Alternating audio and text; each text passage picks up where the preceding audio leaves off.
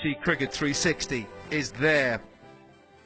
This time we head to the Middle East, the United Arab Emirates, to bring you a roundup of a Cricket World Cup of a different kind.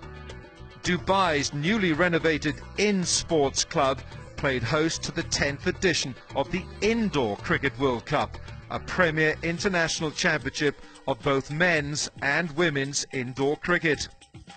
The event brought together the finest indoor cricketing talent from 9 nations. Well, the Indoor Cricket World Cup has 9 countries competing this year from across the globe. In open men's, open women's, 21 men and 21 women come together and compete to see who is the best in the world in those divisions. Indoor cricket is a version of the game that can be, you get a bat, you get a bowl and you get to field. It can be done indoors in the comfort. It's all over and done within an hour and a half, and it's fun for everybody, all ages, all shapes, all levels of ability. The hosts were up to the task in making the arrangements for the week-long tournament that was first played in England 2 decades ago in 1995.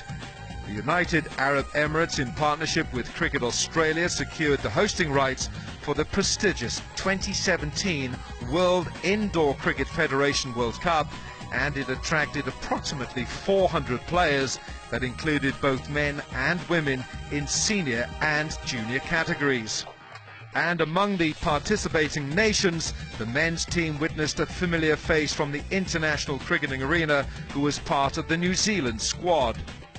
I grew up playing indoor cricket, so I've been in outdoor cricket took over. So it's been about 7 years since I played, so it's good being back. I think it's a completely different game, apart from the bat, bowl, field situation, but yeah, I think it's a completely different game, obviously a lot faster. It's just basically to hit as many twos as I can as a batsman, limit the bad decisions, and as you get -5 as out, you want to limit that as much as possible. On to the match action then, and after some exciting group games in various categories, it was all about one nation that dominated at both senior and junior level. The Australian men bagged top honours as the women's team joined them, winning their final as well. There was even more reason to celebrate as Australia's under-22 sides won both the male and female titles as well. An Australian baggy green clean sweep. It's been 17 years. I've enjoyed every minute of it. This is a unique sport where the coach has a very heavy involvement in every aspect. Like the coach can pick the bowlers, the coach picks the team, the players play the game. But it's 12 players, it's 12 people that make up a team, and you get to be very close to every one of them. They're sort of like brothers and sons. Yeah, well, it was a pretty successful campaign for us. We rate ourselves pretty highly, and we know that we're a disciplined side, and we definitely went through the tournament and showed that discipline, so we're pretty happy with it. We were pretty clinical or clean in the field, and I think that was probably the difference between the teams.